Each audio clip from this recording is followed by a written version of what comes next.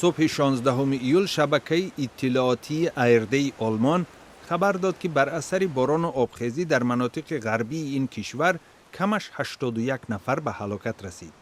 حکومت ناحیه اهر ویلری کنار شهر کلن در صحیفه‌اش در شبکه اجتماعی فیسبوک نوشته است که سرنوشتی نزدیک به 1300 ساکن منطقه روشن نیست.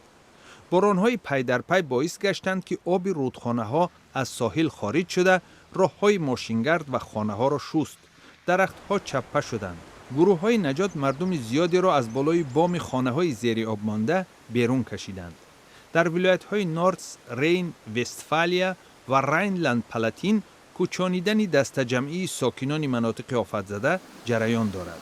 گفته می شود که در دوام 10 ساله ها آلمان با چنین آفت طبیعی روبرو نشده بود.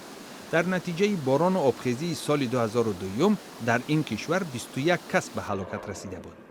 16 ایول در ناحیه ارشتتی کنار شهر کلن چندین منزل چپه شد. گروه های نجات تلاش نمودند از بازگشت ساکنان به خانه هایشان جلوگیری کنند.